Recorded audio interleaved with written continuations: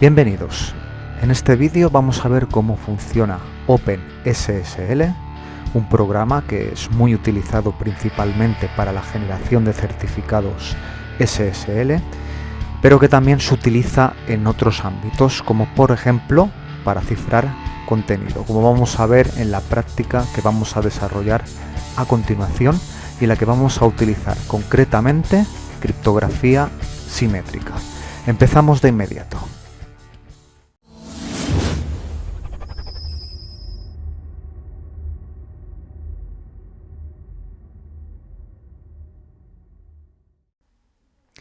En esta práctica de laboratorio vamos a ver cómo funciona un programa que me permitirá usar el cifrado simétrico.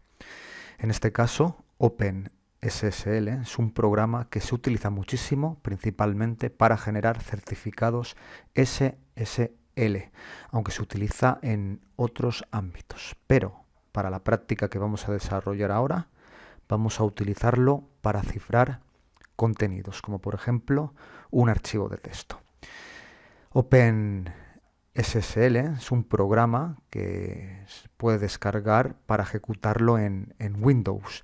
Sin embargo, yo lo tengo instalado en Linux, pero se utilizarían igualmente los mismos comandos, ¿de acuerdo? Los comandos que yo voy a ejecutar en Linux, en mi máquina virtual con Debian, que la podéis ver en pantalla ya preparada, también se pueden ejecutar en Windows previa instalación de OpenSSL. Bien, pues sin más preámbulos nos vamos a poner manos a la obra ya. Bien, en primer lugar voy a crear un archivo de texto plano con un contenido. Este archivo de texto plano se va a llamar textoplano.txt y va a contener la siguiente información. Vamos a poner información bancaria, ponerle euros 27.000, PIN 74558. Bien, control O para guardar, control X para salir. Bien, hacemos un ls, ahí tenemos nuestro archivo, ahí se ha generado nuestro archivo de texto que contiene una información que podría considerarse confidencial.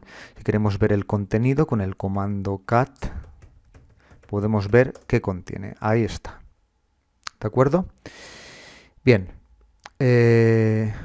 OpenSSL es un programa que me permite utilizar cifrado, generar llaves, etcétera, etcétera, etcétera. Sin embargo, si le aplico el siguiente comando que voy a escribir ahora, lo que voy a hacer es cifrar simétricamente el archivo de texto que acabo de crear. Bien, voy a borrar esto de aquí y voy a escribir el comando.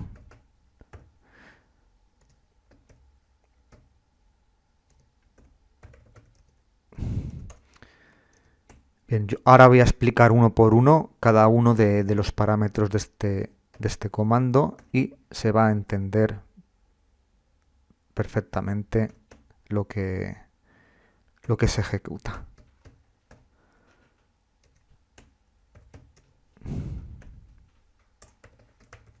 Textoplano.txt.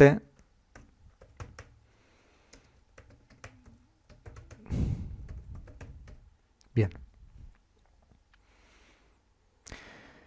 Bien. ¿Cuál es el algoritmo que voy a utilizar? OpenSSL contiene un repertorio de algoritmos ya preparados para utilizar. En este caso vamos a utilizar el algoritmo de cifrado AES. 256 es el número que me indica el tamaño de la llave que se va a generar para cifrar el contenido. En este caso el tamaño de esa llave será de 256 bits. Y CBC es el método de cifrado utilizado. CBC hace referencia a un método de cifrado por bloque. Se podría utilizar otros métodos como ECB, pero este no está recomendado, por lo tanto voy a utilizar CBC. Por lo tanto, aquí tenemos algoritmo de cifrado, AES, tamaño de la llave, 256 bits, y método de cifrado CBC. El siguiente parámetro indica el archivo que voy a utilizar, el archivo que voy a cifrar, ¿vale? En este caso es un archivo de texto que contiene texto plano, pero podría ser perfectamente una imagen o un vídeo, ¿de acuerdo? En este caso, repito, estamos utilizando un archivo TXT, vamos a cifrar un archivo TXT, un archivo de texto con contenido en texto plano. ¿Y cuál va a ser la salida del comando? Pues la salida del comando va a ser un archivo cifrado, que se va a llamar en este caso texto cifrado con la extensión ENC. Es el archivo cifrado que se va a generar como resultado de la ejecución del comando que estáis viendo en pantalla. Y nos falta un parámetro, que es el parámetro iter. Este lo he dejado para el final, porque para explicar la función del parámetro iter voy a voy a ejecutar ahora el comando obviando este parámetro para que veáis el mensaje que se va a producir. Por tanto, voy a borrar el parámetro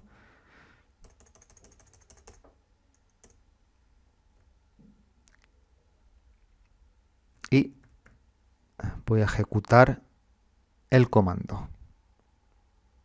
Ejecuto. Bien, como veis, cuando ejecuto el comando me va a pedir un password. Este password va a ser el password o la clave que se va a utilizar para generar tanto el vector de inicialización como para generar la clave de 256 bits. Bien, voy a colocar el password.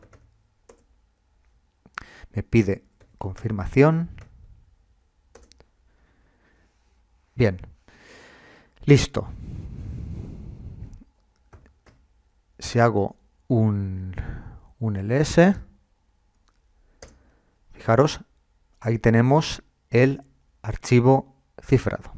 Y a pesar de que se ha cifrado el archivo, me aparece, como podéis ver en pantalla, me aparece un mensaje de advertencia. Este mensaje me dice que la derivación de la clave utilizada está obsoleta y además me propone utilizar uno de estos dos mecanismos, iter o PBKDF2. ¿Qué significa esto? Bueno, pues yo en mi caso voy a utilizar la opción iter. Este parámetro, el parámetro iter o este mecanismo va a permitir al programa generar o iterar un número determinado de veces. Es decir, que va a pegar mi clave n cantidad de veces, lo que yo le indique, de tal manera que la clave que estoy generando va a ser muy larga y cualquier atacante no solo va a tener que saber la clave, sino que también va a tener que saber la longitud o la cantidad de veces que esa clave se repitió. Por lo tanto, voy a borrar el archivo cifrado, ¿vale? Porque ahora voy a repetir la operación, pero voy a repetir la operación con el comando iter.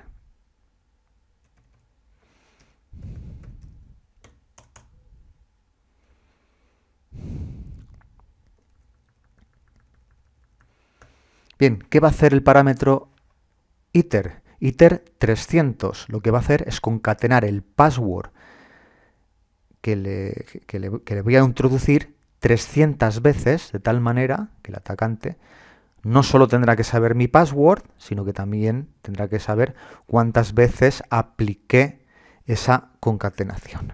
Ejecuto. Uy, me ha dado un error. Vale. Se me ha olvidado poner el guión. Ahí está.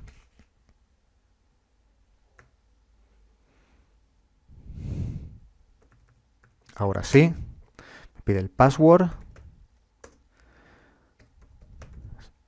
confirmación del password. Bien, hacemos un ls y ahí tenemos el archivo cifrado. ¿Vale? Este archivo cifrado, pues lo podría abrir lo podría subir a Dropbox, a Google Drive o también enviarlo por correo. Si queremos visualizar el contenido con el comando cat, ¿ves? Con el comando cat podemos ver el contenido y podemos observar que lo único que nos muestra son caracteres ilegibles, carabatos, para decirlo de alguna manera. Bien, pues ahora ya tenemos el archivo cifrado y vamos a hacer la operación inversa. Bueno, primero de todo voy a borrar el archivo que está en texto plano.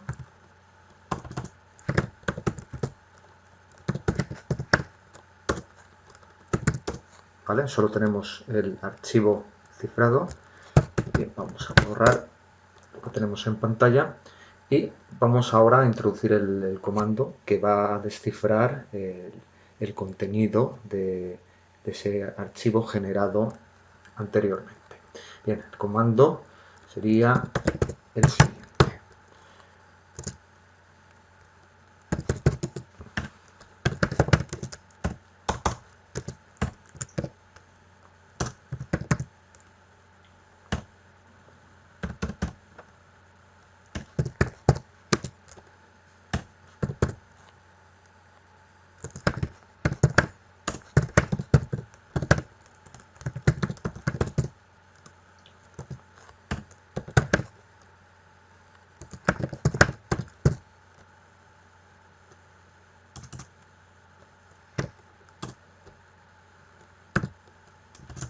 Vamos a llamar al archivo de salida, lo vamos a llamar descifrado.txt.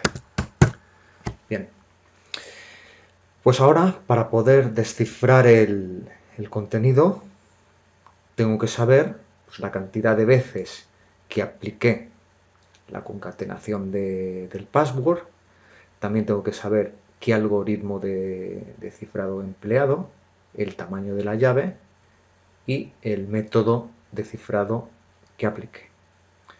Y, por supuesto, también tengo que proporcionar el archivo cifrado, o sea, es decir, tengo que proporcionar el archivo que está protegido, es decir, texto cifrado con extensión .enc.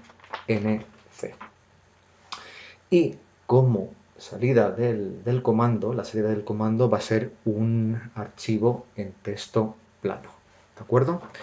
Bien, y la opción "-d" lo que indica es que se va a descifrar, es que se va a realizar la operación de descifrado.